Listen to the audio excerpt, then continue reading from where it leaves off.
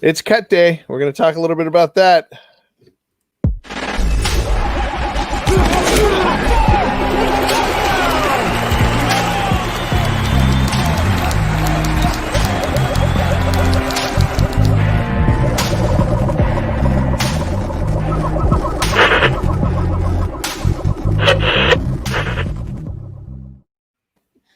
All right. What's going on here? Uh-oh. Can you guys hear that? No? Okay. Oh, I see what happened. I've got the it was playing, it was looped in my ear because I was watching it on YouTube earlier. I was talking to what's his name? Thomas H. So we are the Roto Hackers. This is the Roto Hacker podcast. I'm here with AJ Herschel, the kid, and it's Jared. And we are going to talk a little bit about what's going on. How you guys doing? And are you feeling good about the season? Well, I'm doing okay. My lighting's terrible today, but I mean, you work with what you got, and we're starting Mitch Trubisky, so the biscuit's back. Okay. I actually like your lighting better today. Oh, okay. All right. Got a little side lighting, a little key lighting. How about you, Jared? What you been up to? Yeah, just navigating the rapids of 2020. You know, just the usual. That's fair. Okay. So yeah, just doing that, and no, it's a fantasy football season in 2020. I don't feel good about it at all. Well, I'm feeling good about it. I'm feeling excited that football starts in less than a week. That will be fun. I am excited. Ooh, I'm getting psyched. Yeah, right. It's so who's playing? It's Chiefs Texans still, right? Yeah. Mm-hmm. Who? Texans Chiefs. Texans Chiefs. What a great game to start the year with. Which I'm worried because over here, the last time our system got updated, all the NBC channels have stopped working for like 3 months, meaning we might not be able to get Sunday Night Football or Thursday Night Football for the opener. So I'm frantically trying to figure out, I'm not missing this opening game. The systems? When the systems updated? Yeah, when the system's updated, NBC just stopped working. Like everything else. When did the What systems though? I don't know what you. Sorry, I mean, what's it called? Our router, not our router. I can't even think of the word. Internet service provider. No, it wasn't our ISP. I can't think of the thing for the television. Why can't I think of the word? It's driving me crazy. Okay. Cable network or something like that. So whatever receives our internet channels or whatever receives our television channels updated, and NBC stopped working. We don't know why. Great. Wow. Yeah. I hope you guys get it figured out. Yeah, me too. Well, let's see. Let's go straight into the news. News in the NFL today. What do we have to talk about today? I think primarily, if I'm not mistaken, the biggest thing that I saw was Adrian Peterson getting cut, straight up cut from the Washington football team. What does this mean for my man Antonio Gibson? And what does this mean for Love? What does this mean for the team? What does this mean for Adrian Peterson? Is he cuttable in all formats? Is he droppable in all formats? What do you guys think?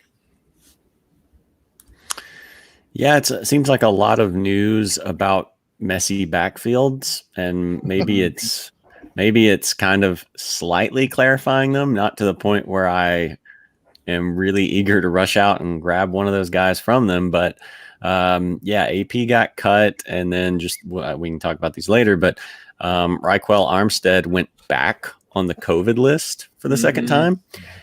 which, his position was, didn't seem anywhere near assured to begin with. But now it seems like he's, definitely going to be behind a Zigbo, Robinson, Thompson. So I think he's irrelevant for the time being.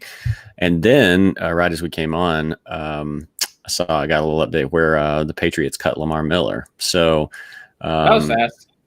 so I don't know if that's, Damian Harris is dealing with a hand injury. Sony Michel's had problems. They of course have James White. There's Rex Burkhead. So I don't know if that's more about them feeling confident about the health of their younger guys, or if it's just about Lamar Miller not being good. Anyway, so we've got kind of a little collection of news about messy backfields. But yeah, so for Washington, I don't know. I wouldn't mind having shares of Antonio Gibson, but I didn't really have any already. Well, I think I have one or two. He was taken everywhere, and then now I think he's probably going to be going maybe a little bit too high because you've still got him there. Again, it's not a great team. You've got him there. You've got Peyton Barber there, who people are going to be, quick to dismiss. But, I know he's not like the sexy, flashy, pick for fantasy or something. But for a real team, Ron Rivera may want to have him in the mix. Bryce Love is there. The only real update I saw on Bryce Love was that he was expected to make the 53-man roster, which is not exactly like a right. Yeah. Like, okay, good, cool. That doesn't say a whole lot for his fantasy value. So it sounds like I think this is just people guessing, but right now it sounds like the best educated guess is that Gibson and Barber will split some, and then I think actually is McKissick there, or am I thinking of another team? He's still there. He's still there too. So he may get some. He gets cut today. Yeah, and that's possible. And then Bryce Love will be worked in. So I wouldn't mind having Antonio Gibson, but still nothing like terribly excites me about that backfield right now. Yeah, I don't know how many times I said it this year, but I don't trust Washington or their backfield. I didn't trust it when Adrian Peterson was there, and I still don't trust it now that he's not here. I didn't trust it when Darius Geis was going in the 8th round, which I thought was ridiculous a couple months ago. Mm-hmm. But, all of them have some of the potential to earn a starting job, but we've already talked about the 5 billion other number 2 running backs in the NFL this year, and how, okay, you've got this many starters, and after that it drops off into handcuffs and second strings. And out of all the teams out there, I don't like Washington. I don't like their offensive line. They get injured too much. I don't like their backfield.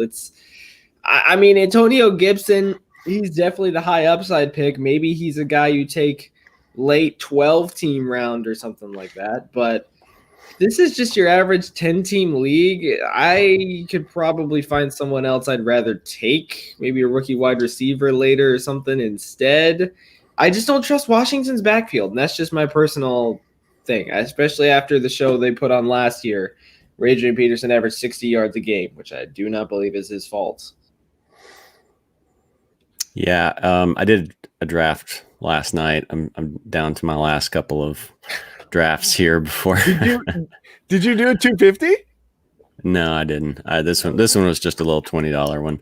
I don't think I am going to do a 250, but so I was just looking then to see, and so Antonio Gibson went 9th round. So that's not where he went is not terrible, because like a bunch of the other guys that had gone before him in the 9th round had kind of like wrapped up the whole list of guys that I would have, been willing to, take before him. Mostly it was like the top of the ninth round was still pretty good. It was like AJ Green, Jordan Howard, Devin Singletary, Rojo, Matt Ryan, Drew Brees, Marvin Jones. And so then he went, and then after that, it's guys like, James White, Deontay Johnson, Cohen, Emmanuel Sanders, all these guys. So I think that's a decent spot for him. Although actually looks like, Philip Lindsay. Okay, I'm going to take that back now because Philip Lindsay, Debo Samuel, and Marlon Mack didn't go till the 11th round. So that is still too high for him. That was just weird. So I think actually after looking at that again, I think you're right. Like probably, 11th round or so, or maybe 12th would be more appropriate for him, unless we hear something in the next couple of days like, oh yeah, he's going to get the majority of the touches. Well, let me ask you guys a question. Would you rather have CeeDee Lamb or Antonio Gibson? Gibson. James. Gibson. Okay, it's AJ Gibson. Gibson. AJ White or Gibson? James White. What did I say? AJ White. AJ White. James White or Gibson? James Yeah, probably James White because you basically know exactly what his floor is going to be, and it's hard for me to imagine, even though Gibson might have higher upside, it's hard for me to imagine him really being able to reach that. I'm going up a little bit higher, but it's curious to me. Would you rather have Zach Moss or Gibson? Moss. Last one. Would you rather have Deontay Johnson or Gibson? Gibson, I guess. I think Deontay Johnson could, have a good year in Pittsburgh as, I don't know how those passes are going to break down between like him and Juju and all that. But, just running backs are at premium, and there's a lot of guys around the estimated value of Deontay Johnson. So I'd rather have Gibson, I guess. If I'm able to get Marvin Jones Jr. for my 9th league, then I'd rather take Gibson. Oh yeah, okay. So you, Mr. AJ Herschel, stole Gibson from me wasn't even your league.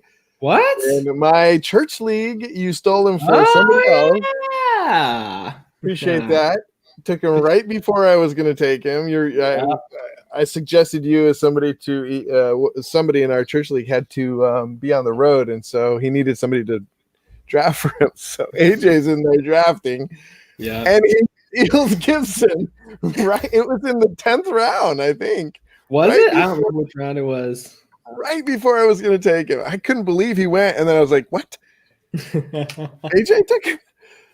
Frustrating. And so it's kind of a frustrating time for me, as some of my biggest predictions like Damon Harris and Gibson it's a frustrating time for those, as I dropped all my Harris. And then it looks like he's actually going to be, if he can, after week 1, I probably can still get him off the waiver wire at this point. Yeah.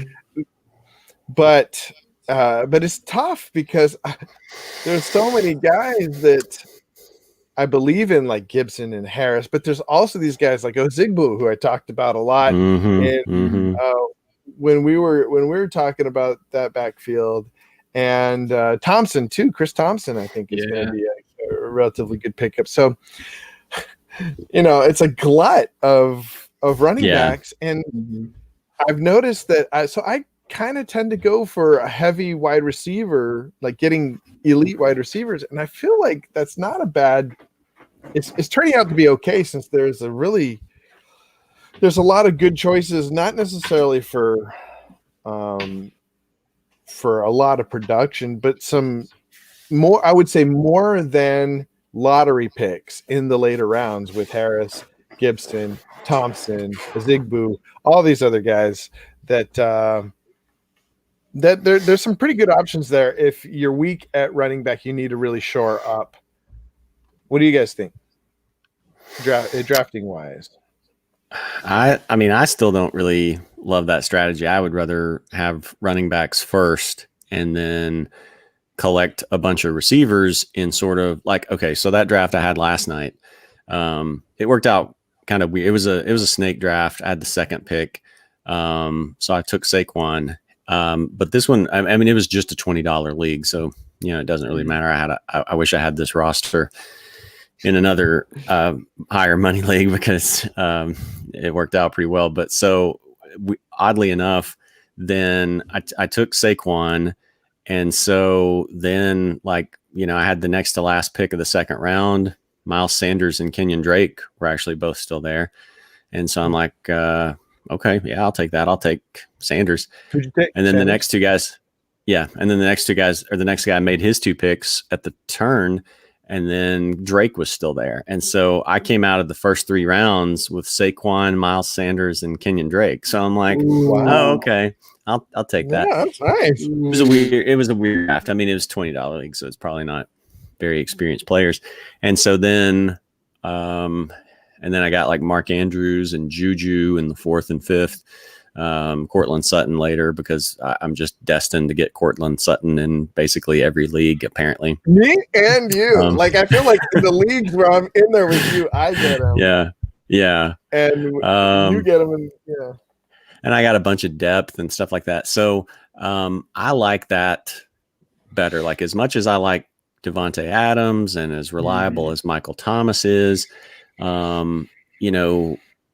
past them, I can't really, it's hard for me to justify taking guys like, Galladay, Godwin, DeAndre Hopkins, Tyreek, all those, when I think there's a bunch of like ascending young wide receivers in the fourth, fifth, sixth rounds, guys like DJ Moore, Calvin Ridley, Metcalf, Chark, all these guys that we've talked about. So even though there's more risk with your running backs because there's more injury risk, you don't know for sure what the share is going to be in some of those, and they're more dependent on the offensive line and stuff like that. Like, I think it's just tough, I think it's a lot tougher to take your receivers early and then hope that a running back from some of those later rounds ends up doing better than expected than it is vice versa. So I think it's fine to, if you want to take receivers in your first couple of rounds and then come back with, running backs in the third, fourth, fifth, stuff like that, maybe you could get lucky with it. But I think our strategies are kind of opposite. Although I do think, I'll just finish by saying, I do think, there's some good values in the later rounds where if you don't want to use a ton of picks on running backs, like maybe if you want to just get one guy and then you want to take chances on some guys like Lindsey, Mack, some of these guys that people are, that the ADP seems to be a lot lower than what it should be. Kerryon Johnson. Kerryon. Almost undrafted now. Yeah. So I think if you want to take one or two high running backs and then just like get the backups to those guys and then get some of these guys that are probably at worst going to have like a 50-50 split or, or so in the backfield, then you can go that route. Yeah, for me, it's for the most part. See, here's the thing. I like wide receivers. I'm not going to lie. I've had Hopkins for a bunch of years in a row. He's always done well, and that's kind of made it harder for me to think like, oh, I have to go running back for the most part. I think one thing is just to know, and I know it's harder in random leagues, but you kind of got to get a feel really early of how people are going to draft. If running backs go higher, if Jacobs is going like pick 12 all the time, which he is now, you're probably going to want to take running backs because they're going to be gone fast. Sometimes you get lucky. I was able to take Devontae Adams last week at pick 15 because someone took Allen Robinson a spot ahead of him. And What? so that Devontae Adams? Yeah, that was the draft we were in for Bigley on Sunday. Allen Robinson went a spot ahead of me, and I got Devontae Adams at pick 15. So, I mean, in that scenario, it's just it drops into your hands, and I'll take him.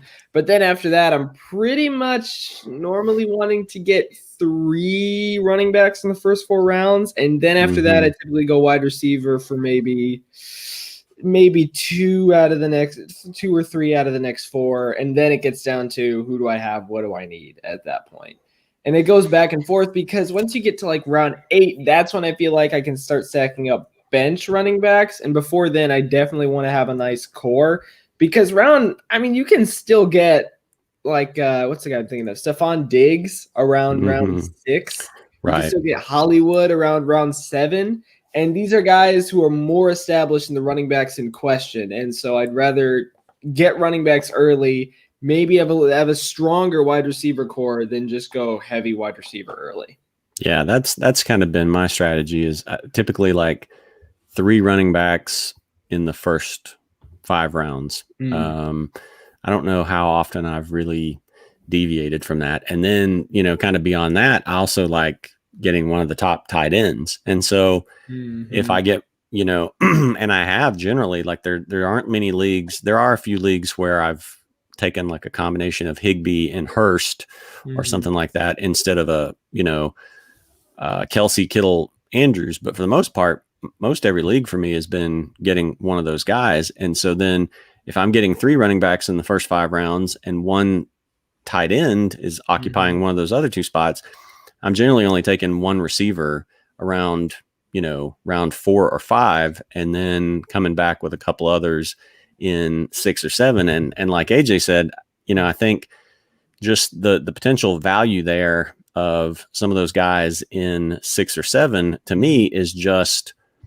on par almost with guys from, late round 2, 3, 4, whatever, because you've got guys like, again, DK Metcalf, Sutton, Chark, Devontae Parker, even on down, like, he said to Stephon Diggs or Tyler Boyd, somebody like Tyler Boyd, or if AJ Green could somehow stay healthy. And if Green doesn't, then that's just more for Boyd. So I think the value there, I think that's so much of it is like, who can I get later on at a certain position that's going to almost duplicate the production of somebody in an earlier round. And so I think I can get wide receivers in round 7 who can give me round 3 value. I don't think I can get running backs in round 7 that can give me round 3 value. Yeah. Well, Thomas H. agreed and says that waiting too long, he ended up with Bell and Singletary. I don't think that's terrible. Well, but granted, that was for our listener league, which was auction, so it is a little bit different than snake drafts, too. That is true. Another thing that I've been doing, you guys saw it in the listener league, is taking 2 high-end tight ends. And I tell you what, in the leagues where I have it's either Lamar or Mahomes and 2 top tight ends, because in the church league I have Kelsey and what's his name? Andrews. Andrews. I have Kelsey and Andrews. Man, I feel like I don't really. It feels like going into the season I have a base that I don't really have to worry about. I do have to worry about getting, piecing together running backs, but usually have one really solid running back, maybe a solid wide receiver, because they're so easy to find, especially wide receivers, as you guys say. That what really is hard to find is some consistency when it comes to tight end. There, because you're right. If you get past the top 2 tight ends, and it's just like, sure, there's a ton of people that could be good, but we have no idea. Right. Right. Yeah. Yeah, there's plenty of leagues where I have 2 tight ends on the roster, but I haven't done that strategy that you've done of taking 2 of the top ones.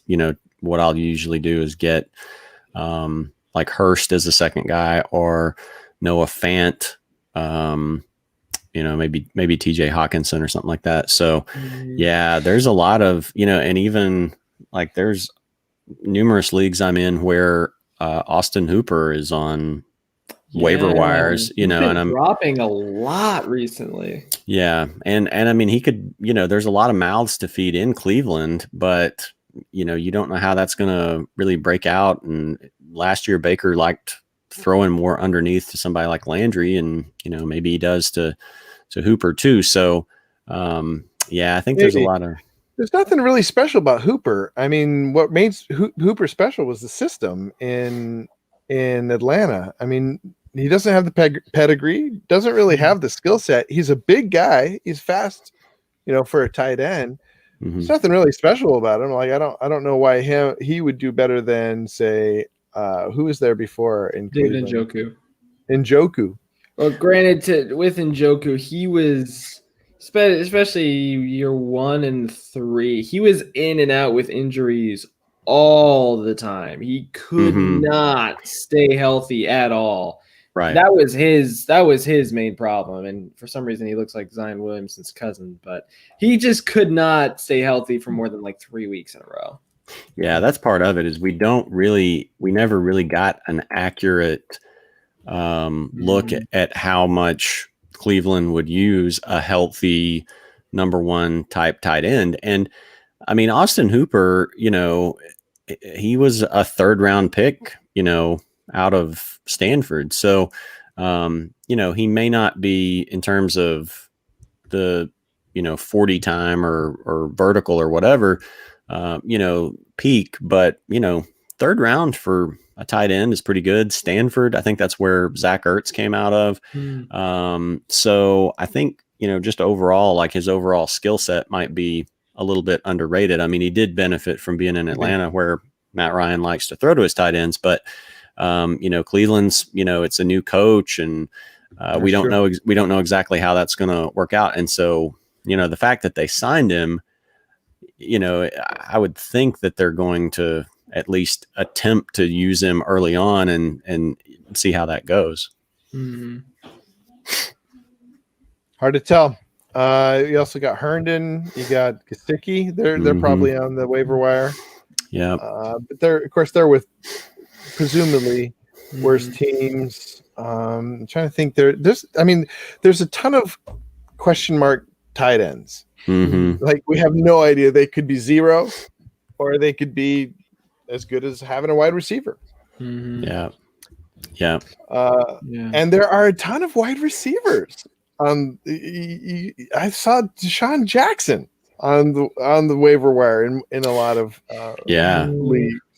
Yeah, he's only 45% rostered. I mean, the guy is the starting wide receiver, which is sad, honestly. If you're, he's always been a really good. Now he's always had a hard time staying healthy, but he's always had, especially week 1, high production. You look at his week 1 production; it's like he always likes to start off with a bang. He's a flashy dude. He is, yeah. You get that that one crazy week out of him, and then I'm glad you mentioned that because I'm going to play him in DFS. So that would be a good play. Speaking of DFS, are you guys thinking? Have you looked at? I think it'd be a good exercise before week. Well, I guess that would be today or Tuesday to look at schedules and see where the arbitrage plays are. Do you know any good matchups that are coming up on, say, Thursday or Sunday that would be a good place to take advantage of? You mean like for lower players, like from round 8 and down there, like sneaky plays, kind of? Sneaky plays. Well, with DFS, it doesn't have to be. It doesn't have to be. It doesn't have to be lower players. Oh, there is something happening. Well, I don't know if he's back. It doesn't have to be lower players. It can be, premium players. It's just I was curious about week 1 matchups when it comes to DFS in particular, because it's always a strange day. It doesn't matter. It doesn't matter the same as the rest of the year, because it just seems like weird things happen on that first week. It's the week where Sammy Watkins and John Ross score 50 points each. Stuff like that.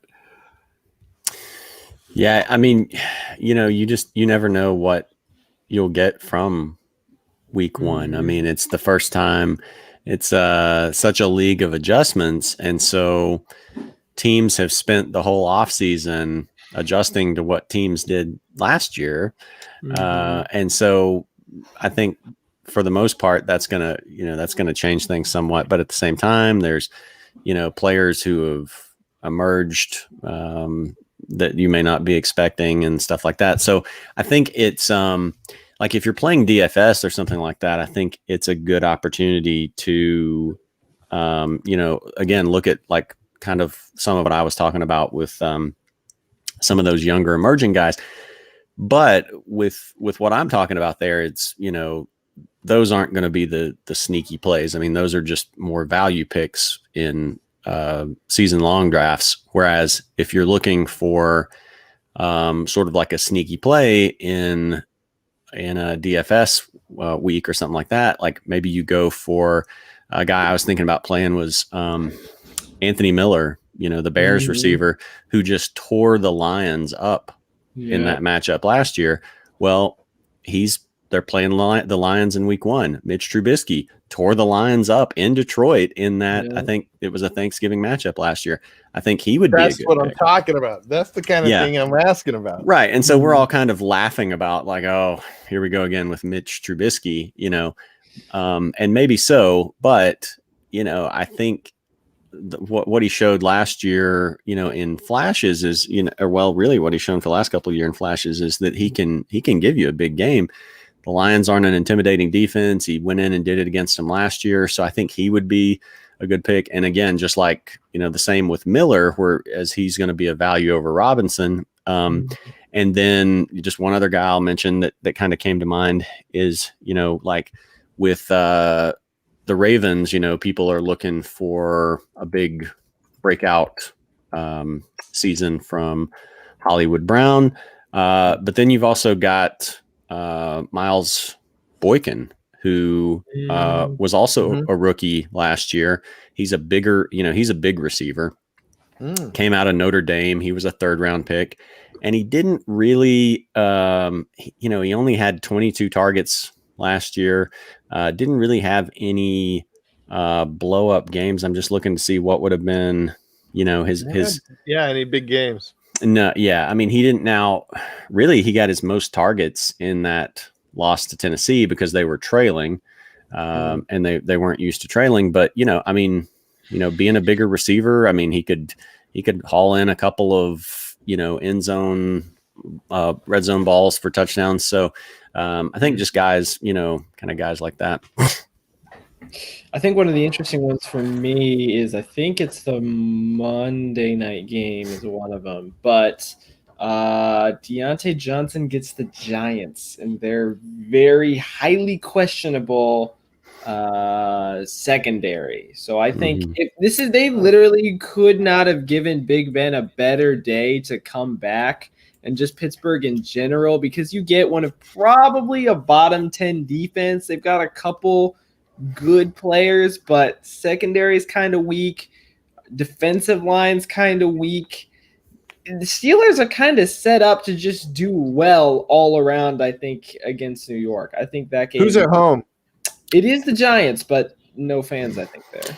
Yeah, and I don't know that really even means anything, like with no fans and the fact that, I mean, that really is usually the advantage for home field defenses is being able to be so loud that it messes up the offensive signals. Now, I guess there's still going to be teams can pipe in some noise. Noise.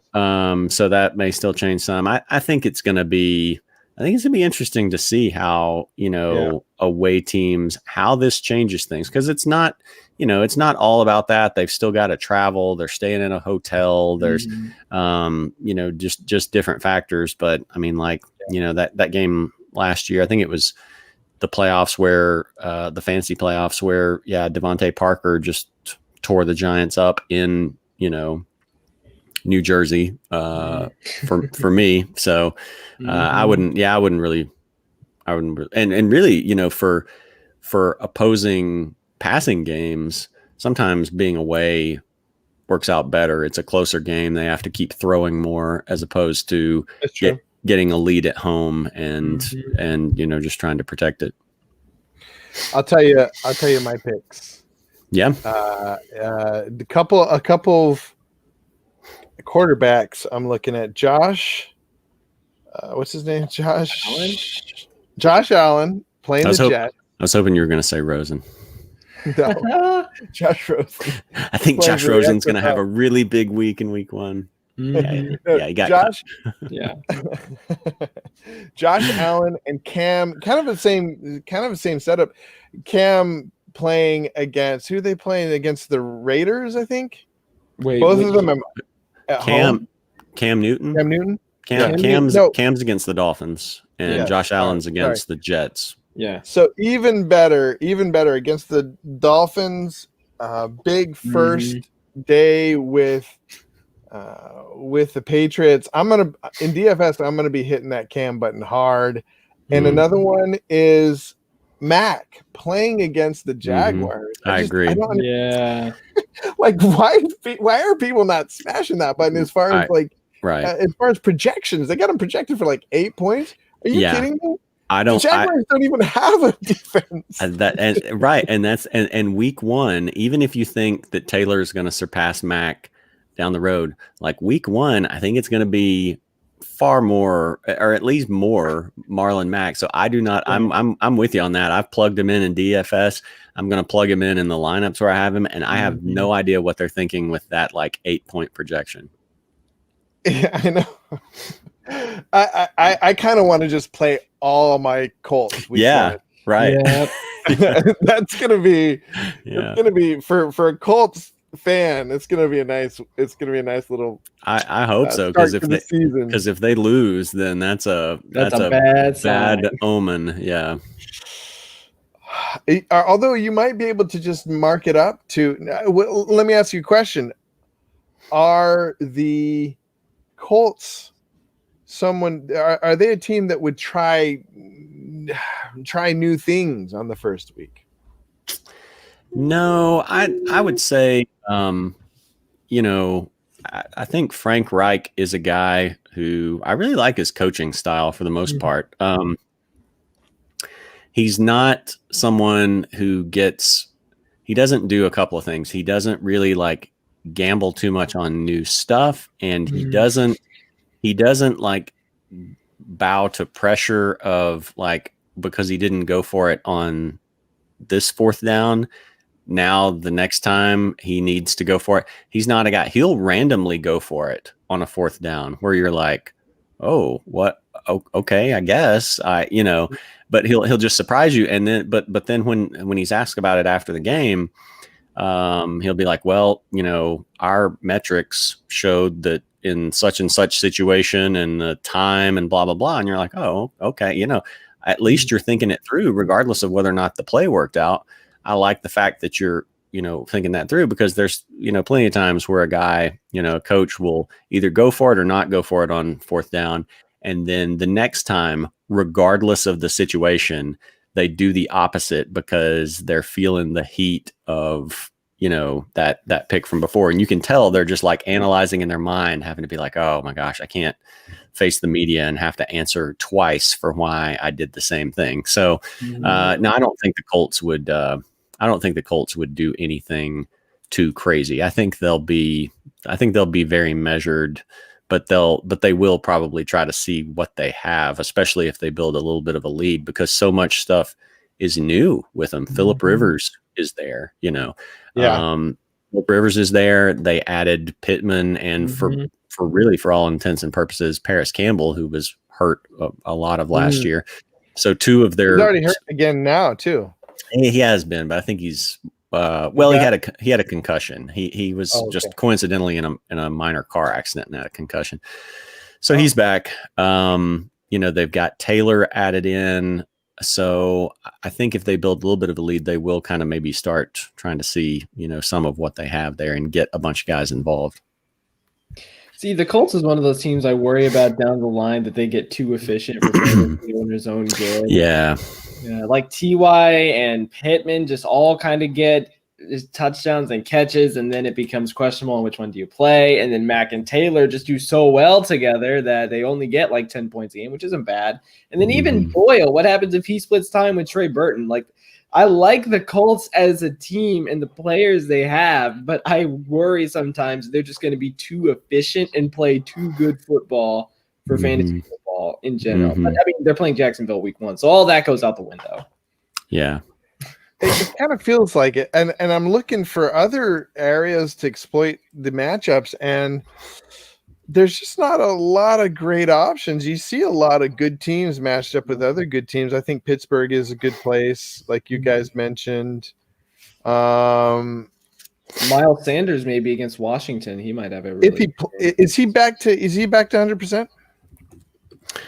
I have not checked to see what. I think that may be a good on track. Apparently, I like the Bills versus the Jets, man. That there's a lot of good Bill play. Like somebody mentioned Singletary. I think Singletary would be an interesting play against. Well, I guess they do have a stout enough front defensive line there, don't they? The Jets. Yeah, I mean it's okay. Yeah. They lost some, some guys. I think they're basically just made up of a bunch of midway linebackers that you've probably never heard of, but still finished with 80 tackles at the end of the year. It's okay. I think it wouldn't be necessarily a bad spot for your Diggs or even John Brown. I mean, if you're like as a DFS play to finish out like your last receiver spot or your flex spot where you're looking for value or something like that. So coming back on the old John Brown train. Okay. I was never on the John Brown train, but for DFS purposes, for against the Jets in week 1. Yeah.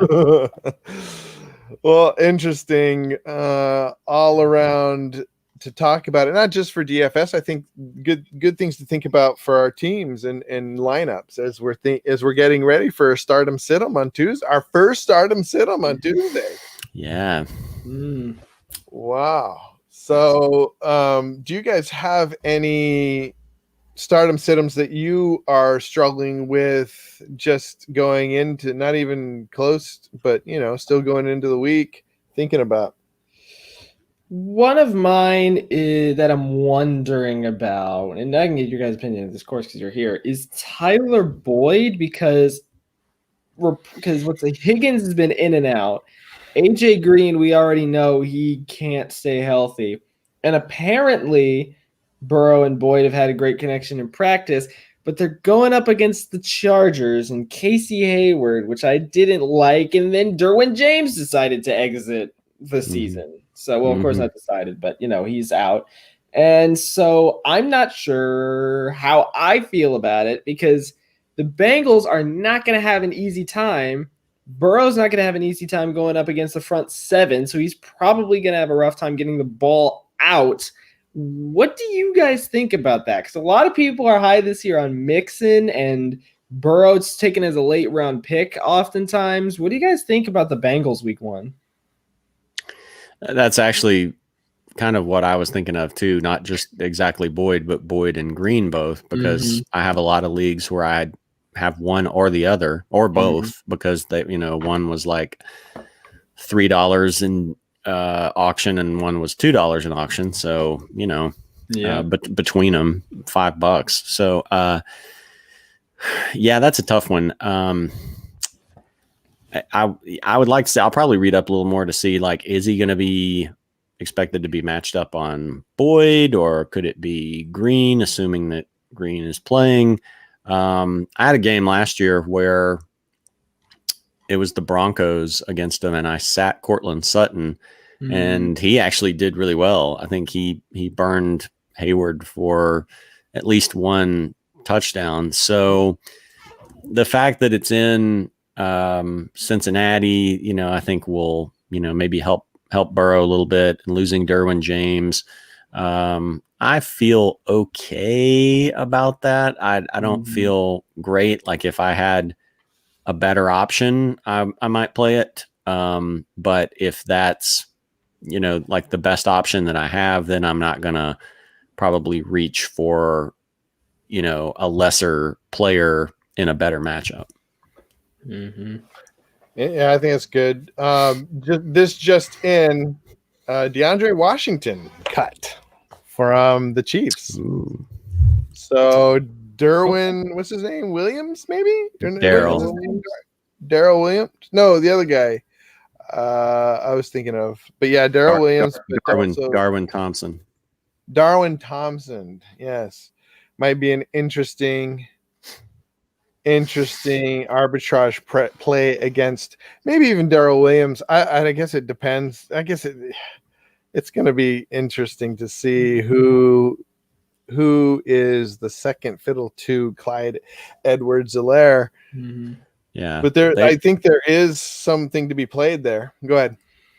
I was just going to say, yeah, there's been talk of Darrell Williams being the guy who's been like the clear backup to. Mhm.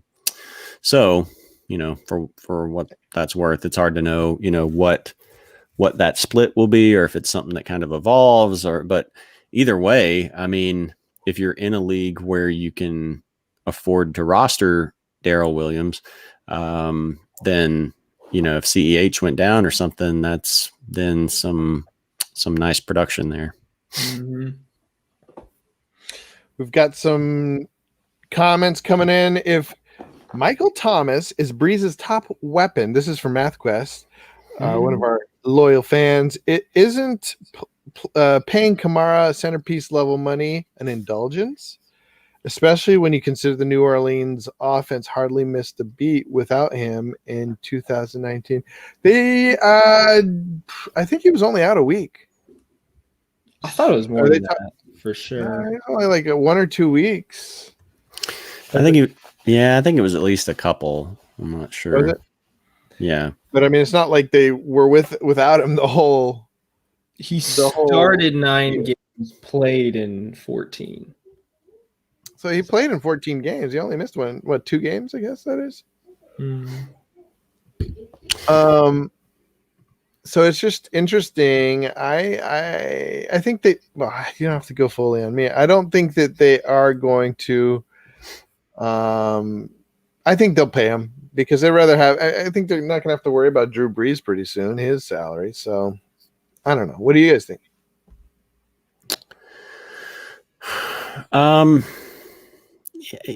It's kind of like every team has kind of got to decide its running back philosophy. I mean, Mixon got paid.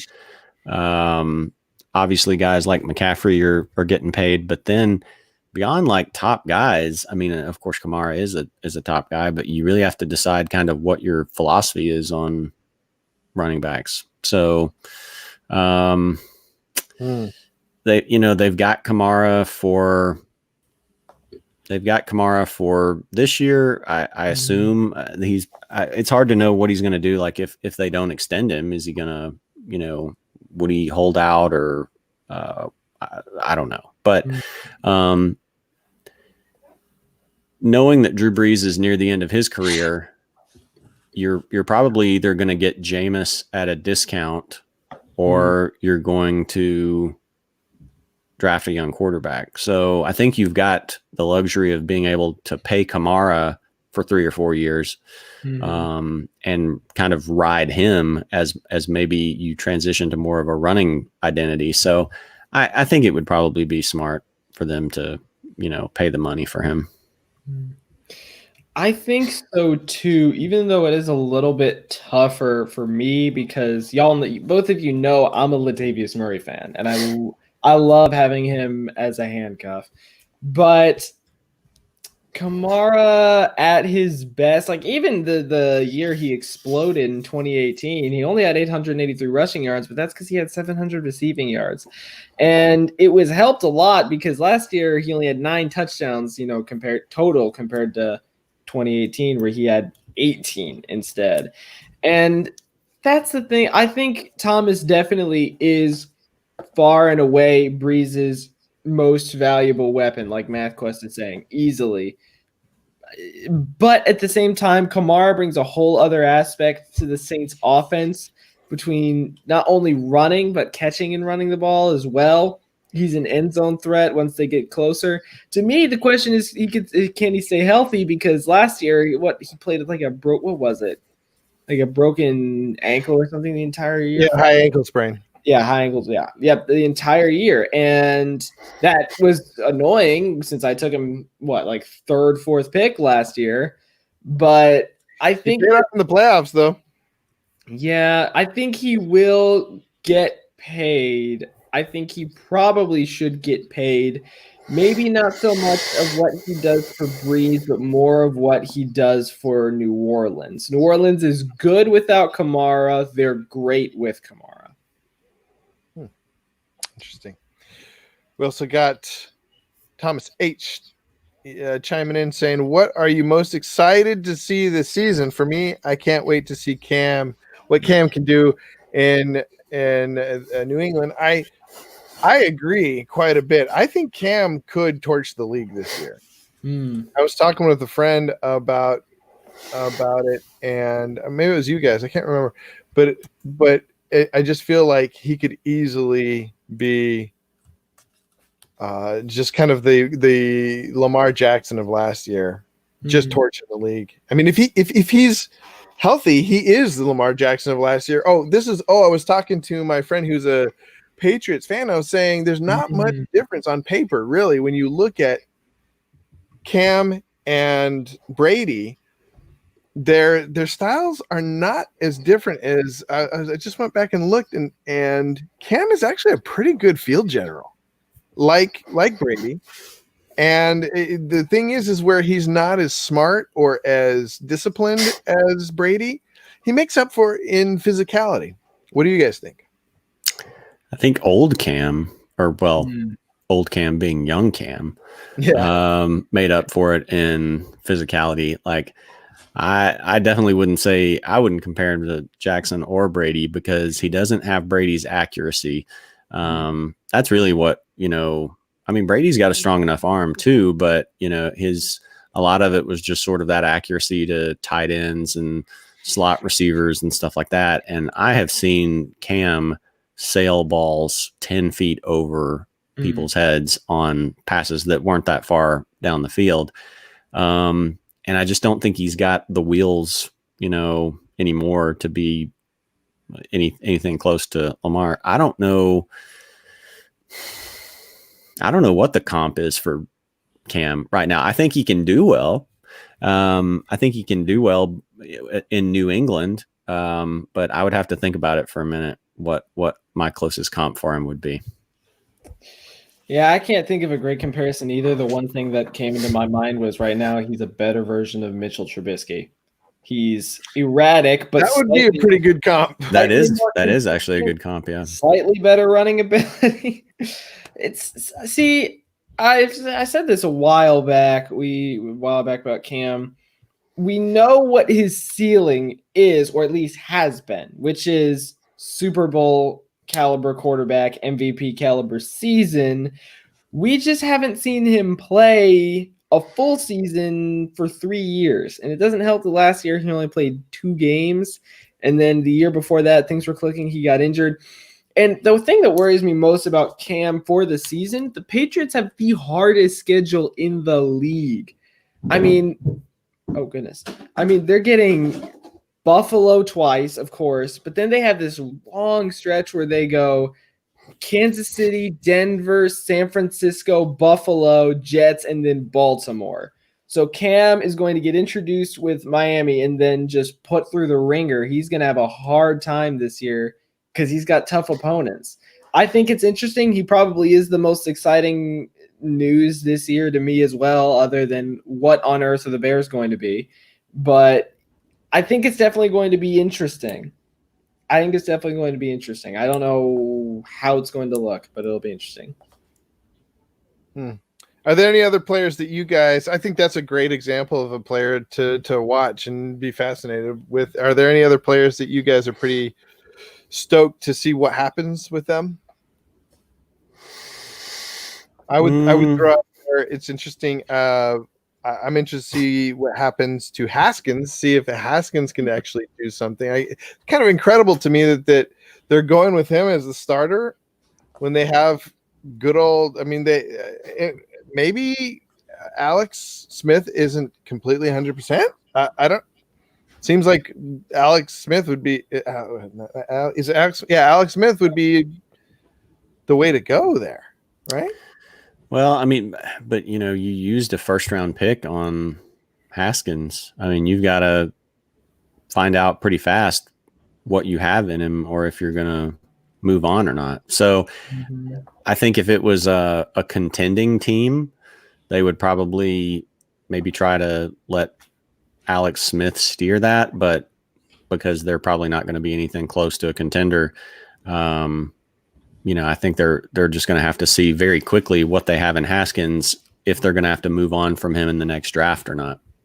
Yeah.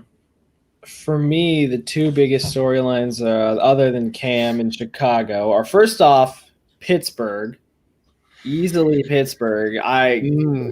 As from a fantasy perspective, because I have Big Ben as my starter in one league for better or for worse. And if he puts up a 5,000-yard season again, I will be I'll be a very happy man. But Pittsburgh, I'm very, very curious to see. Juju was hobbled, Connor was injured, Big Ben was out most of the year, and they went 8-8 with literally just a defense. And I'm very curious to see what they're going to do. And then also, which Thomas H. brought up, it'll be fun to see what Tampa Bay can do this year for both fantasy and out of fantasy, because Brady's going to have a nice offensive line. He's going to have a great wide receiving core, and he's going to have Leonard Fournette and Ronald Jones Jr. And that's exciting. That's exciting. I'm excited to watch Tampa this year. Yeah. Tampa for sure. For me, they're definitely they feel like the Miami Heat of the NFL, where or the Miami Heat of the days where LeBron went there, and so then all these people wanted to come play with him. Daniel Jones is another one that I'm kind of interested to see what he does in New York. I talked about him as possibly being, I think somebody that could end up being a really good fantasy quarterback. Might take him a little while. We'll see how the season starts. I'm going to roll out a couple of these here. Yeah. So Lamar in year 2. Yeah. I'm interested to see what happens with the Ravens and Lamar in year 2. Do people with a year to scheme for that? Can NFL defenses do any better job of it? And if so, how much does he drop off, or does he stay healthy? There's a lot of things there. I mean, I think he proved he could pass the ball, well if they forced him to. Yeah. So I think maybe just a combination of adjustments and health. Of course, I'm interested to see what happens with the Colts. I want to see what happens with the Colts. And then let's see if there's any others here that I'm really interested in. I think that's probably... Yeah, that's about it. Judah Buddha, what about you? You got any storylines you like? Yeah, well, I'm watching two teams in particular. Their wide receivers, and that is Minnesota and the Bills. I feel like because of that big trade, or was it a trade? I guess it was a trade, with No Diggity going down to the Bills. I'm curious to see what happens to Thielen and how well Diggs does in the new system with a different quarterback. I mean, Josh Allen being a different quarterback than most quarterbacks, so not just different than Kirk Cousins. and I'm curious to see what happens with Kirk Cousins and that wide receiver core that he has with is it Jefferson? Justin Jefferson. And there's a couple other guys that could be. I've forgotten the guy who's probably. It sounds like now Jefferson's going to be start out as like the third wide receiver, and I've forgotten the name of the second guy. Me too. He has a weird name, Wiggly or it's something odd. Yeah. So yeah, I'm interested in that. I'm also interested to see what happens with the rookies. Mm-hmm. When you talk about Jonathan Taylor, J.K. Dobbins, we are seeing a lot of these rookies falling right in the depth chart. Whereas a week ago, people were like, "Whoa, COVID didn't do anything. Rookies are going to be fine." Now now you're seeing real life rosters coming out, and I guess the rookies aren't doing as well as everybody's talking. Well, he was fluff from the right, the coach. Right. I think people got a little too excited with coach speak. Coaches and players saying, "Oh, this guy, this rookie is the best I've ever seen," and then he's still a rookie. Yeah. Well, and part of what I'm curious to see too is, there's going to be spots where rookies don't have a choice. They're going to have to play big roles, like the Raiders. I started to say Oakland.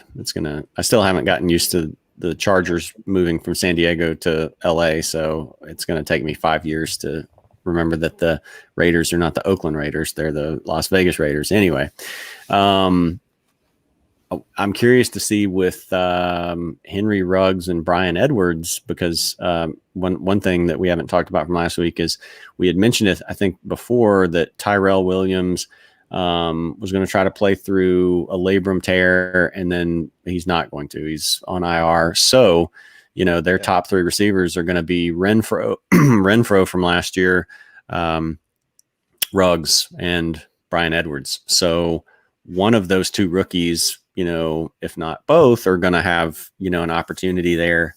But this is a run first offense.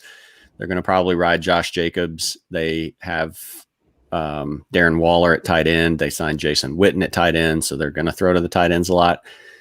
So, I wouldn't get too crazy. Like, I think Liz Loza, one of Yahoo's analysts, was talking about, like, why is Brian Edwards only rostered in X percent of these leagues?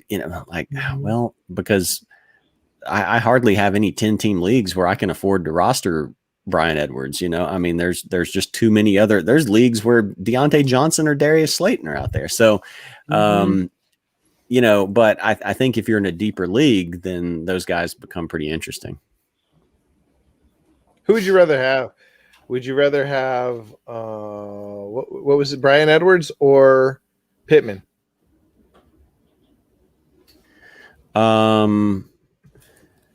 Pittman. I would rather have Pittman, because I don't know who's going to get the most shares in that Oakland, there we go. There it is, in that Las Vegas offense. But I know, and I don't know how efficient they're going to be, how much they're going to throw the ball. I know in Indy, Michael Pittman has a distinct role from all the other players, because he's a big receiver, and Phillip Rivers likes to throw to big receivers, and no one else in that Indy offense can, really challenge him for that role. Yeah, same. Yeah. I'd rather have Pittman, especially also because I don't know what the Raiders are going to. Their wide receiving core is just too messy for me right now. Then I like the Colts offense better. And hey, they get Jacksonville twice. I'd rather go Indianapolis. Yeah. Good call. Also, one other random storyline I'm interested in watching is looking at how the Dolphins' leading rusher from last year is going to do this year. Ryan Fitzpatrick. Very curious to see what happens with him, because now he's got to hold off Tua, who, people are optimistic about his health, but I'm Fitzpatrick's going to start week 1. I'm interested to see what he does, because if he does well this year and wants to keep playing, he might move on and go to another team or maybe sit in Miami. I don't know, but I'm very curious to see how, which is funny saying the Harvard graduate ends up doing with the Dolphins Weird. again. Yeah, and it's still funny to me how he was the actual leading rusher, but I'm very curious to see. I have him in my super flex, two QB dynasty, and I've got him fired up and got him, he's in that slot. I'm hoping he gets like 40 million points for me. Well, the scary thing for him though, and then to a certain extent with the Dolphins receivers is, if like in cutting Rosen, clearly they think Tua's healthy enough to play. And so with a guy that they drafted, 6th overall, I think, 5th or 6th. 5th. I think they were 5th and Chargers were 6th. I think, yeah. So they will at some point, I'm sure, put Tua out there. I mean, there's a chance that they could hold off, do what Kansas City did, play Alex Smith for a whole year and then let Tua sit the whole year. The Dolphins nothing about the history of the Dolphins makes me think that they're smart enough to do that. Yeah. They're going to want to roll him out. It's South Florida. They want excitement for fans. I think Tua is going to be out there. And suppose week 1. What? Suppose week 1. No, well, listen. Suppose week 1, second quarter of week 1, Ryan Fitzpatrick gets hurt. Tua comes in and lights it up. That's the end for Ryan Fitzpatrick. So, oh yeah. Is Tua ready for week 1 though? He's got to be if they dropped Rosen, right? I would think so, unless they have another quarterback on the roster. I didn't double check that, but we can see. I'm curious because I want Fitzpatrick to play as long as possible. No, the depth chart just lists Fitzpatrick and Tua. So They must believe that he's not only healthy, but ready enough to step in if, Fitzpatrick goes down. So I would be, in a 2-quarterback league, I would be very worried about Ryan Fitzpatrick. I would want to have a third option, I don't. I think my next one is Fromm. So. Speaking of, I haven't really heard anything about him. That's the other thing, like Eason and Fromm. Kind of no-shows, right? Well, no, I mean, Eason, I think, has had a good camp, but the Colts also had Chad Kelly as their third quarterback, and there was a lot of like push from fans even last year for them to put Chad Swag Kelly in there. Really?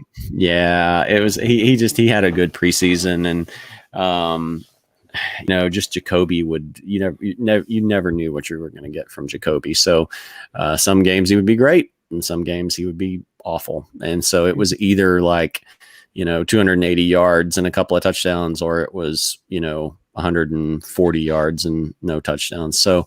But the hype and like everything with Chad Kelly just got out of control. And so I can't imagine that the Colts would keep him and drop Eason, but there's a little like slight worry in the back of my mind of like, oh, what if Eason didn't really show much of anything and they decide to keep.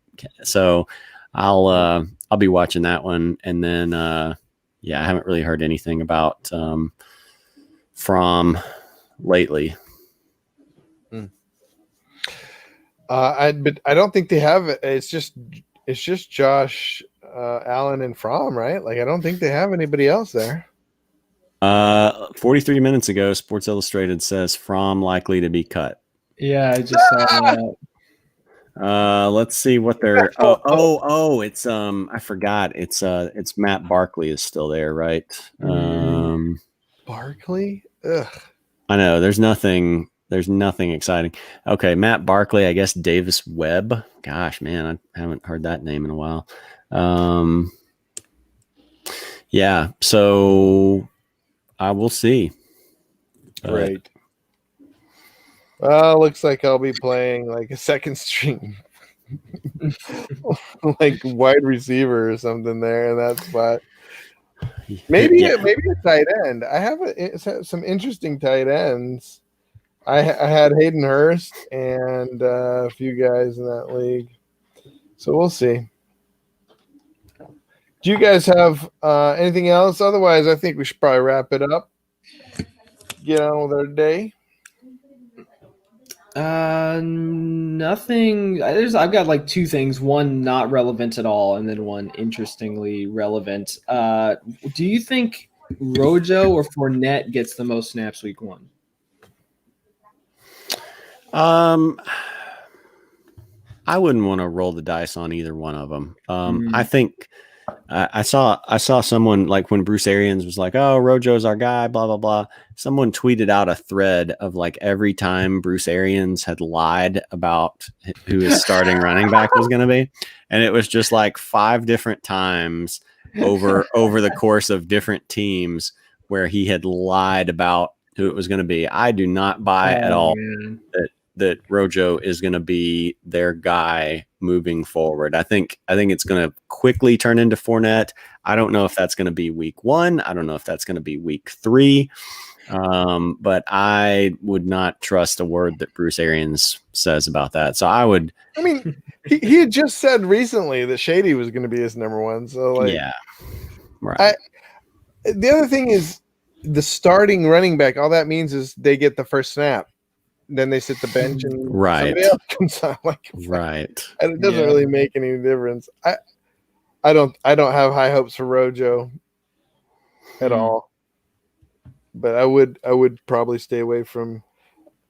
Might be an interesting DFS play. It might be some arbitrage there to put Fournette in case he breaks a big one. I don't really like him in New Orleans against the Saints. Oh, right. Either. Right. Good call. Yeah, I'm avoiding that whole running situation for week 1. If I had to either, I do have Fournette in a couple of leagues. Don't have Rojo in any. But I mean, Fournette really is like my 4th running back in those leagues anyway. And so even if he was my 3rd, I would find another option for that week. So yeah, I don't recommend either one of those guys. I think Tampa Bay is going to get smashed. You think? Really? Who knows? That defense is looking stout. Well, it is, yeah, but you got to think Tom Brady, the greatest quarterback of all time, is heading the offense with Chris Godwin and Mike Evans. That's not going to be easy to stop. It certainly will be an early week challenge, and New Orleans definitely has the advantage because they've had multiple years to get chemistry together. But I don't think Tampa's going to get smacked. This is comeback Tom Brady. It'll depend on that offensive line. If that Tampa Bay offensive line is not healed, Mr. Brady, the GOAT, will be on his back most of the game. He at least doesn't have to deal with, again, going back to what we were saying, like he won't have to deal with the Superdome crowd. So I don't know what the piped in noise, the decibel level will be compared to the crowd. But that might make a difference. That might help a little bit. I do agree with you that there's a chance that Tampa could, in that first game, just fall flat on its face. Like, facing a good defense on the road, new, players trying to get together. Tampa's had some weird games with New Orleans, where like Mike Evans just gets shut down. I think the potential's there, but I don't know. We'll see. It is kind of a shaky situation to me. Mm-hmm. What was the other thing, AJ? Yeah, this one's just me as a Bears fan, and I talked about this 2 years ago when Javon Wims got drafted and how much I liked him as a prospect. He's on that because of you. He's on my bench there in that dynasty team. Yep, I'm curious to see what happens to him because I know technically Ted Ginn's supposed to be the number 3, I guess. You've got Robinson, who's basically a more experienced version of Wims, and then you got Anthony Miller is kind of your all-around guy, and then Ginn is your quick, very fast wide receiver. Yeah, so I'm interested to see Wims and Riley Ridley, of course, but Wims especially just because he's a big dude. And him and Riley Ridley, just to see if they get more playing time this year. But that's my like personal Bears big Right. question there. So I know that Wims got a lot of play. If it wasn't last year, the year before, when somebody got hurt. I think it was last year. Was it last year? I think so, yeah. I have Riley Ridley on that team too, and wow. I'm curious to see what happens because, like you said, there are some people ahead of them that have seniority. Yeah. That's also, my Bears rant for the day. MathQuest has another question. Will 6'4", I like this question. 125-pound N'Keal Harry be the most potent red zone? That's pretty specific for Cam Newton this year, given Sanu's departure. That's a good point. Julian Edelman's old. What do you think? What do you guys think? Personally, I have N'Keal Harry as well on that team we've been talking about, and I want to see N'Keal Harry do amazing, but on tape, he looks a little gumpy. Not I don't know, maybe he's gotten things straight between last year and this year, but with the most accurate, like you guys were saying, the most accurate quarterback in the world throwing to him, he still missed the ball a lot, dropped the ball a lot, and was not running the right routes last year. You know what? Sorry. No. Go ahead. You know what? Other 6'5", 240-pound receiver, N'Keal Harry reminds me of Kelvin Benjamin in Carolina. And I know that one's taken it like 6 years back or whatever. But Kelvin Benjamin's first year in Carolina, he was the number one, but he got 1,000 yards, and then things kind of decreased as he couldn't stay healthy, etc. But I don't know. Maybe Cam likes throwing to bigger receivers when I'm looking at something. Oh, I know he does. Yeah. N'Keal Harry worries me. I like Julian Edelman a lot. He's a number one guy who's going in like round 10. Why wouldn't I take him? It's not so much of, I think he's absolutely going to be the best. He's absolutely going to be top 5 this year, but it's his value for me. He's going at round 10. It's still an interesting offense. He's still the number one and most experienced wide receiver there. So I like Julian Edelman for where he's going. Harry, as soon as I saw Sanu got released, I was like, this could be him, but I've never really been as big on N'Keal as you guys have. It'll be interesting. I think he definitely could be the most potent red zone target, but I don't know how that's going to end out. Yeah, like what they've said basically out of practice is not terribly comforting. But really like nothing. There hasn't been anyone else that's been like Jacoby Myers, hasn't stood out. No one else has. And so, I don't remember how much money it saved them to dump Sanu, but if they were dumping him, then I assume that they feel solid enough about what else they have. So yeah, I mean, I would think it would be Harry just because, I mean, who else is it going to be, So I think there's potential there. I mean, Cam has, like you said, going back to Kelvin Benjamin, who was actually in the news just the other day, not because of anything he did, but because of what Steve Smith said about him. Him and Devin Funchess, to a certain extent, Cam, I think had a decent connection with him. So yeah, I think N'Keal Harry is definitely worth a spot as your last guy on your bench, one of your last couple of guys on your bench. But the tough spot is just like what we talked about earlier, is like kind of like with those running backs where you've got like Damian Harris and Ozigbo and maybe a Bryce Love, somebody like all these guys, like who do you put there? And it's kind of like that with Yeah, I was just to finish up, I was just going to say it's kind of like that with these receivers, where it's like if you've got one last spot and you've got like, okay, Henry Ruggs is out there and N'Keal Harry is out there, and Brian Edwards. then Edward, like who do you put there? And so you really just kind of have to get comfortable with saying like there's really no way to know. I'm just gonna, if you've got multiple teams, you can sort of diversify your portfolio a little bit, almost kind of like stocks or something. But you just have to kind of like take your best guess, and there's really no way to know. Yeah. I'd rather have Pittman. I'd rather have Brian Edwards. I'd rather have. There's a whole plethora of wide receivers. I'd rather have. I know you guys aren't gonna like this, but I'd rather have what's his name, Cordell Patterson. Cordero Patterson. Yeah. Patterson. Interesting. So, any final thoughts? Any final things you guys want to bring up? Looking forward to NFL coming back next Thursday. No, nothing.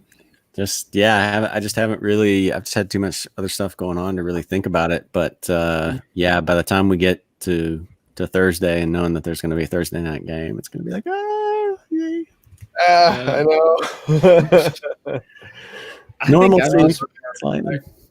I think I'm just more excited that football's back in general because I know that Central Arkansas started off the season last week, but I'm not a Central Arkansas fan.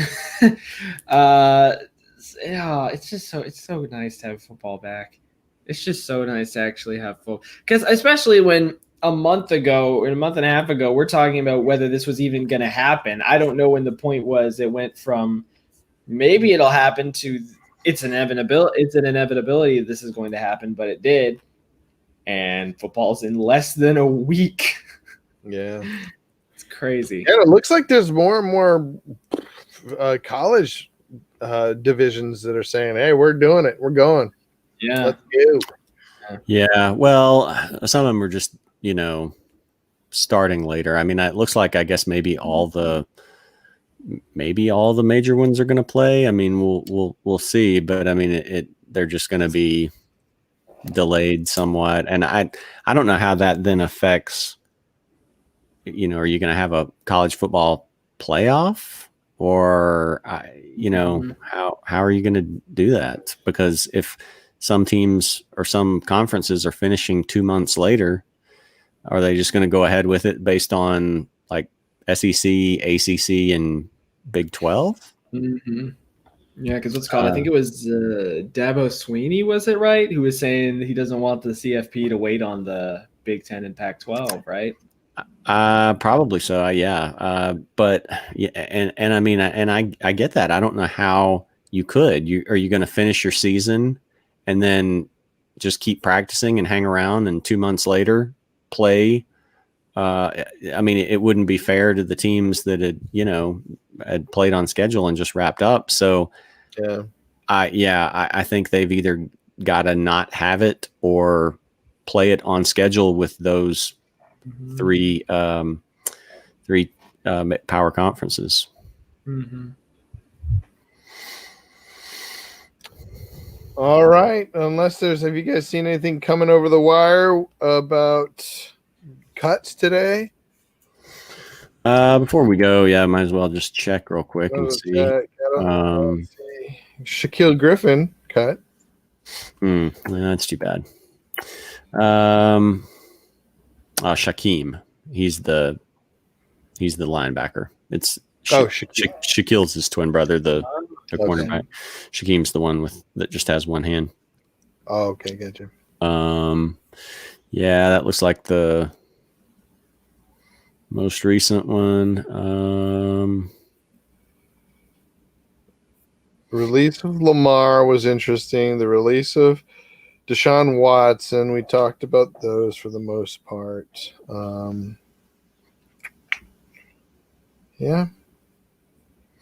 Let's see. Looks like Alex Smith is staying with Washington.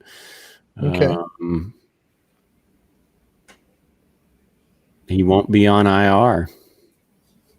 That's awesome. Yeah.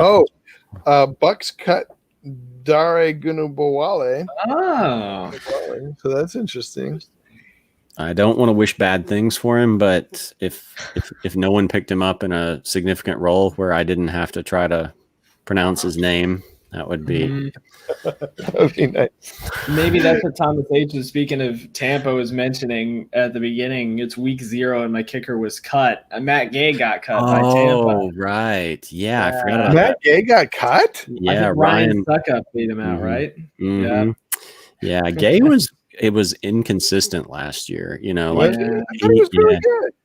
For I- fantasy points, I think he was more consistent, but pure kicking, I think it was Yeah. inconsistency. yeah, I think he had some games. I'm curious now, but I think I remember having him in a couple of leagues. Oh yeah, he was 27. Let's see, 27 of 35, and then 43 of 48 on XPs. So and let's see, I'm trying to think if I can go back to this game. Oh, okay. Yeah. So in the final game of the season last year against Atlanta, he was actually 0 for 3 on kicks. Oh wow. Wow. And they weren't long kicks. It was one was looks like a 30 something yarder, and the other two were 40 something yarders. So yeah, 0 for 3, and then the 2 games prior to that, he was like 3 for 5 and stuff like that. So kickers are so strange. They can just fall apart. They can just fall apart. I really appreciate our listener league. It's my favorite to look at as far as like it's the only one I don't have to worry about kickers, and because most of my other ones I haven't even picked up a kicker yet, and maybe not even a defense. So it is nice to not have to worry about that. And the Colts, that's another kicking situation that I'm curious to see how it works out, because the Colts have Chase McLaughlin, who they signed, who was with San Francisco during Robbie Gould's absence last year, and he was good with them with San Francisco, and then he did a good job with the Colts, and so they signed him, and so they were ready to move on with him, and then Blankenship was an undrafted free agent and chose to sign with the Colts. That's really going to be a tough one, because both of them have had some good days with the Colts. And so I'm curious to see. It sounds like the beat writers think it's going to be McLaughlin. But I mean, I would be happy with either one of them as long as they think that's the guy. I think they're going to have a pretty good kicker regardless. So I'm curious to see how that situation is going to work out. And where's Gostowski? He's playing too. He's kicking for where? He just signed with Tennessee because he lives in Nashville. Yeah, the Patriots moved on from him last year, and so Tennessee. I think he may be the guy I go out and start picking up, because I don't know. Like he could be a wild card. Huh? They don't really have anyone. Oh, Tucker McCann. Yeah, but I mean, was Gostkowski just more of a product of that Patriots offense? Is there something really like? Do you think Tennessee is going to provide? I mean, I think Tennessee is a fine, not a bad situation for kickers, but was his status as being an elite kicker really more tied to being in New England? System, yeah, maybe could be. I don't know. Yeah, this is why I hate kicker. I'm gonna have to figure out. Like, I want a kicker on a team that has a terrible Running red zone presence. Well, red zone in particular, because you want them to stall out on the 10 and then kick it all the time. See, I don't know if y'all noticed, but it made me so happy when we got a comment on one of our older videos when someone said, finally someone likes kickers as much as me. That made me so happy. It was okay. I'm looking it up right now. Okay, Ramona Mitchell. Right. If you're out there, thank you. Yeah, it's funny today. Like here we are like close to the season, and not that we don't appreciate all of Thomas H's contributions, but normally we've got like, and I know MathQuest had a question and stuff, but like not that many, we've had like just random weeks in the middle of like March or April where we're getting a ton of comments and stuff. And then here, the Saturday before the week and just like nobody's here. I think it's kind of like you guys were saying at the beginning when I'm like, football's almost here. And you guys are like, oh yeah, football. Yeah. I think everybody's just kind of feeling like once it gets started, fantasy is in a strange place right now. COVID has made fantasy sort of it's almost like a boomer bust thing. It may be the salvation of our fall, or it could be, I don't know, it's terrible. It could be a nightmare. Yeah. I think it'll work out. I think fantasy will finish. So. I think it could be, I think it'll finish. I'm not really worried about that, but I think it could end up just being a nightmare during the season. I don't know. We'll see. It did definitely change my strategy in some, like I was more reluctant to pay big league money since there's because I normally play $250 leagues, and with there being just more of a variable there with COVID, that's part of it. And then in terms of, I think the way I drafted within an auction where I was more reluctant to spend for, to put most of my money on like two elite players or something like that. So it did change things for me. Me too. Well, we'll see. I think that sort of wraps things up unless you guys have anything else you want to talk about. I think that's it for me today. Well, I don't know. I just want to get Jared's reaction on this. I don't know if we told him, but we had a draft and Sony Michel was taken in round 5. Yes, it's the reaction I was hoping for. I saw that. Was that Josiah? Because I saw him talking about that on our chat. He thinks he's going to have 16 points. He's going to average 16 points a game or something. And then the plot's going to thicken in a couple of days when Judah rethinks that and then decides to trade his first round pick for Sony.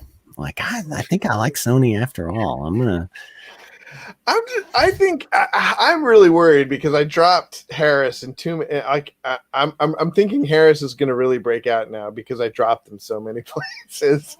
I think I've doomed, or the opposite of doomed. I've blessed him into a wonderful season by dropping him.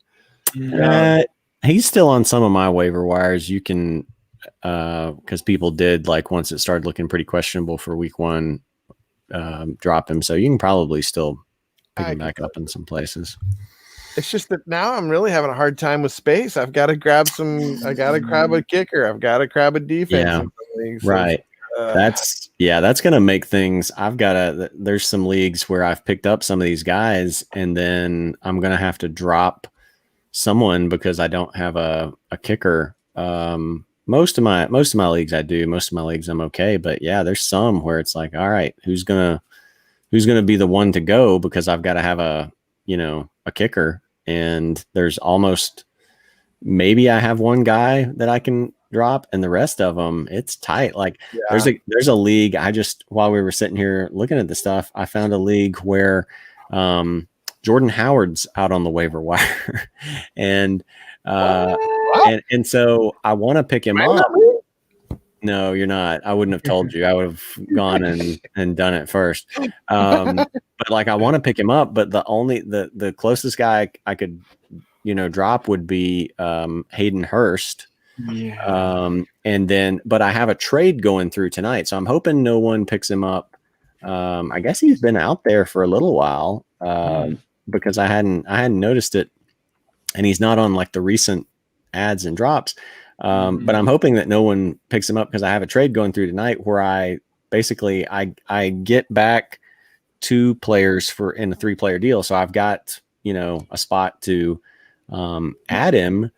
But even then, by next weekend, I will have to either drop. I would probably still have to drop Hayden Hurst because I need a defense. And the rest of my bench is, like Mac, Breeze, David Montgomery. Oh, no. I can wait and put Montgomery on IR. Yeah, That's what I'll be able to do. But yeah, it's Straight up tough. drop him. What's that? Or you can just straight up drop him. right. Drop I him think going I out. think he'll have some value. But yeah, it's tough. It's tough. Like, I don't know. I We'll see. might. So in the leagues where I have Lamar, I might just not pick up a kicker. And just hope that Lamar goes off for 40 points. It's a free 8 points per week if you get a good kicker. Maybe it could also be 3 points. That's Yay. 3 extra points, and as many times as fantasy sometimes comes down to the wire, that's valuable. Surely there is someone that you could like who are we talking about here? Like who would you be willing to keep on your roster and lose points from not starting a kicker? Look, Josh Gordon got signed. You can drop Antonio Brown now. It's okay. Yeah. I guess let's see. I guess this is the league where I'm looking at. I've got Henderson, Moss, Rager, Harris. I guess I could drop Harris. Oh yeah. I mean Henderson. John Jackson, Ozigbo. Huh? Oh my! You've got a bench full of people that you could drop for a kicker. I mean, those are all guys I wouldn't mind having on my roster. But I thought I need ahead. a defense too, though. I got to kick too. I might add a defense. I really want to try just not doing it with the just not do it with the kicker. I mean, do that all day if you're playing me. But I think I might. Yeah, let me look at that league. But I mean, like I'm looking at rosters where I have my bench is like here's another one. My bench, and I do already have a kicker and a defense in that league, but my bench is Cortland Sutton, Tyler Higbee, Robert Woods, AJ Green, Jordan Howard, and Marlon Mack. Like that's a spot where you would be more like, oh, do I not want to pick up a kicker? Even then, I still wouldn't, just lose those points. But yeah, you've got guys you can drop there. Yeah, but I don't know if I want to. Well, okay, keep them. I'm not going to lose any sleep over it. All right, guys. Well, that should do it. I've got to go. You guys got anything else? That's all I got. I'm good. All right. Well, until next time, which should be Tuesday night, where we do some stardom sit-ems. Yep. We say goodbye. Thank you for joining us, MathQuest, Thomas H., several other people. Goodbye. You guys 6 right now, yeah.